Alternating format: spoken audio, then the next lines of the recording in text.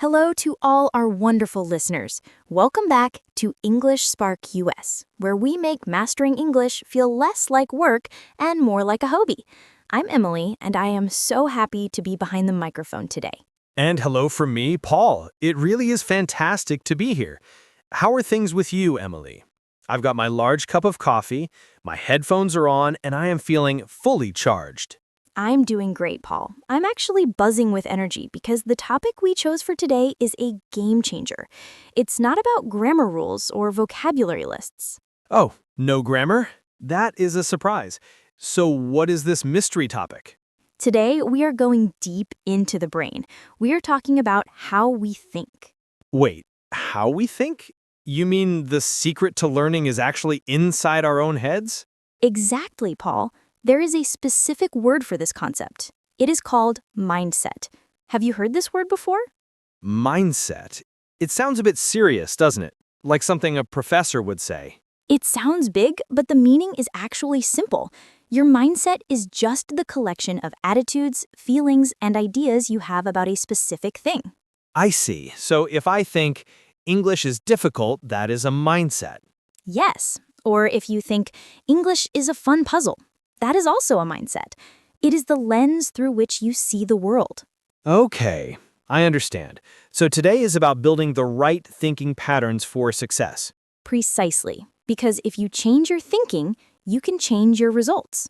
I'm intrigued. But surely thinking alone isn't enough. What is the first trap learners fall into?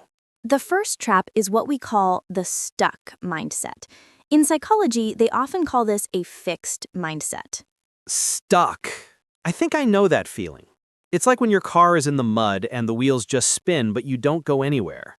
That is the perfect image for it. A stuck mindset is when your brain believes that your ability cannot change. It tells you, I am bad at languages, and it believes that will never change. Oh, that is a heavy feeling. I hear students say that often. I'm just not smart enough, or I'm too old. Exactly. These thoughts are heavy wells. They stop you from trying because you believe the result is already decided. That sounds terrible. If you believe you can't improve, you stop working. But surely there is an opposite to this. Thankfully, yes. There is a much brighter, better alternative. We call this the growth mindset. A growth mindset. I like the sound of that. It reminds me of gardening. You are right on the money, Paul. Imagine a small plant. It starts as a tiny seed in the dirt. It looks like nothing. But with water and time, it becomes a big, strong tree. So this mindset believes that our brains are like that plant. Yes, the stuck mindset says, I am bad. The growth mindset says, I am growing. That is a huge shift. I am bad feels like a period at the end of a sentence. I am growing feels like the start of a story. It changes everything. But how do we actually flip that switch in our brains? It starts with recognizing how the two mindsets feel. The stuck mindset feels final. It feels like a door closing, but the growth mindset feels hopeful. Hopeful is a beautiful word. It means there is a possibility for something better tomorrow. Exactly. The growth mindset admits that things are hard. It doesn't lie. It says, this English grammar is very difficult for me right now. But it doesn't stop there. No, it adds, it is hard, but I can try. My brain can stretch. I think I've been guilty of the stuck mindset before. I used to think I was terrible at math, so I just stopped doing it. We all do it, Paul, but I have a secret weapon to fight that feeling. Do you want to know what it is? A secret weapon? You know I love secrets. Is it a special book, a meditation? No, it is much simpler than that. It is a single, tiny word, a magic word. One word? Okay, don't keep me waiting. What is it? The word is yet. Y-E-T. Yet. That's it? Like I haven't had lunch yet. Yes, that is the one. It seems small, but it is incredibly powerful when you add it to your negative thoughts. Okay, I need to see this in action. How do we use it? Okay, say the sentence again, but add the magic word at the end. I don't understand this movie. Yet. How did that feel? Wow, it actually felt completely different. I don't understand means I am not smart. I don't understand yet means I just need more time. Exactly. It transforms a failure into a journey. It tells your brain, hey, we're working on this. Be patient. I love this. Let me try another one. I cannot speak fluently. Use the magic word. I cannot speak fluently yet. Perfect. It implies that fluency is coming. But Paul, there is another big enemy we have to fight besides negative thoughts. Another enemy? Okay, I have my yet shield ready. What's next? The next topic is mistakes. Oh no. Groan. I hate mistakes. I really do. Everyone does, Paul. It's human nature. When you use the wrong verb tense or forget a word, how does your stomach feel? It feels tight. My face gets hot. I feel embarrassed, like everyone is looking at me and thinking I am silly. That shame is the stuck mindset trying to control you. It tells you that mistakes are proof that you are bad. So, how does the growth mindset view mistakes? Surely it doesn't like them. Actually, the growth mindset loves mistakes. Emily, come on. Nobody loves mistakes. That sounds crazy. Hear me out. Think about a baby. Let's imagine a little 1-year-old boy named Leo. He's learning to walk. Okay, I'm picturing little Leo. He's cute, but he's wobbly. Does he walk perfectly immediately? No way. He takes one step, wobbles, and boom, he falls on the floor. And does he do this once? No, he does it 100 times a day. Now here's the important question. When Leo falls, what do the parents do? Well, the parents usually clap. They smile and say, "Good job, Leo, get up. You can do it." Exactly. Does the parent say, Leo, you're stupid. You fell down. You should stop trying to walk? No, that would be cruel. We know he has to fall to learn balance. Precisely. The fall is not a failure. The fall is data. The fall is information for his brain. Ah, I see. His brain says, "Oops, leaning that way didn't work. Let's try leaning the other way." Yes, he is calibrating. So you are saying we are all just big babies trying to walk in English? We are. Learning a language is exactly like learning to walk. When you make a grammar mistake, you didn't fail, you just fell down. And I shouldn't call myself stupid. I should be the encouraging parent. Yes, be your best friend. Say, oops, that sentence didn't work. Good try. Let's try again. That takes the pressure off. Mistakes are just signs that I'm pushing my limits. If you aren't making mistakes, Paul, it probably means you're not learning anything new. You're staying in the safe zone. That is so true. But Emily, even with this mindset, the job feels so big. Learning English takes years. It feels like standing at the bottom of Mount Everest. I look up at the peak, fluency, and it's so far away. It makes me want to go back to bed. That is the overwhelm problem. When we focus on the end goal, the distance scares us. It really does. I think, I don't have time to climb a mountain today. So my advice is stop looking at the mountaintop. Stop looking at the goal? But how will I know where I'm going? You know where you are going, but looking at the top makes you dizzy. Instead, look at your feet. My feet? You mean focus only on what's right in front of me?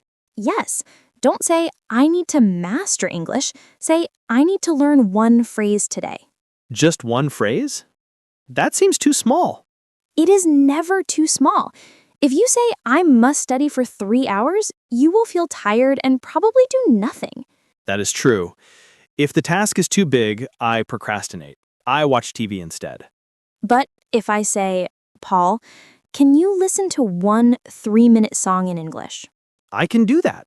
That's easy. I can do that while I wash the dishes. Exactly. Small steps are the secret to big distances. This reminds me of a very famous story about a man and a wall. Do you know it? I think I do, but our listeners might not. Please tell us the story. Okay, so there was a young man. His father told him to build a massive brick wall in the front yard. It needed to be very long and very high. That sounds like impossible work for one person. He thought so too. He looked at the dirt and the pile of thousands of bricks and said, I can never do this. He felt defeated before he started. That is the stuck mindset again. Yes, but then an older, wiser man came along. He saw the boy panicking. And what advice did the wise man give? Did he help him build it?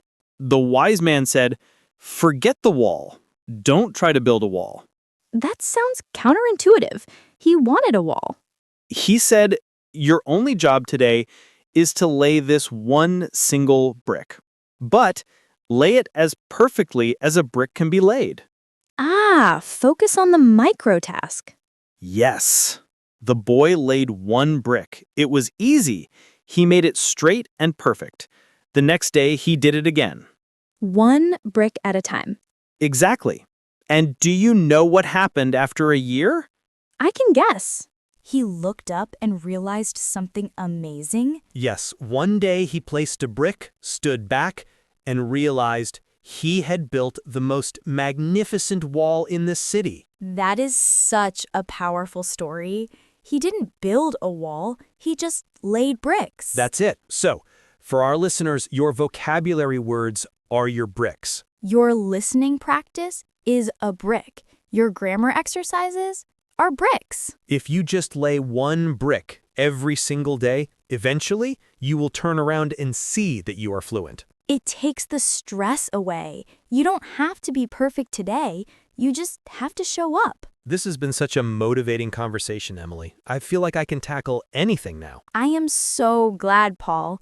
Let's quickly review what we learned today so everyone remembers. We have 3 main tools for our mindset toolkit. Okay, tool number 1, the switch from stuck to growth. Changing I am bad to I am learning. Tool number 2, the magic word yet. Add it to any sentence that feels hopeless. I don't know it yet.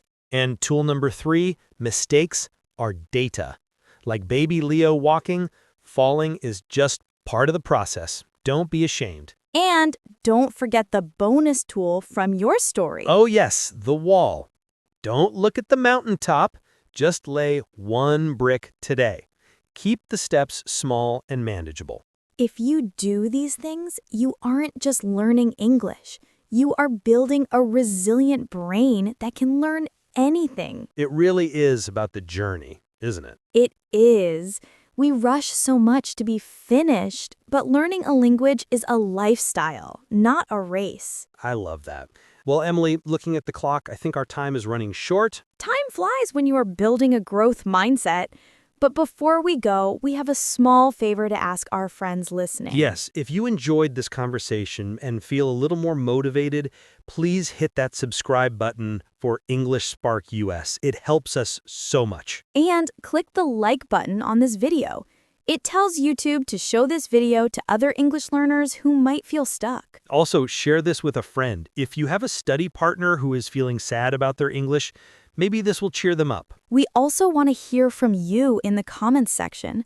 We have a specific challenge for you today. Yes, we want to know about your brick. Please type in the comments, what is your one brick for today? Are you going to learn 5 new words? Are you going to watch an episode of a show?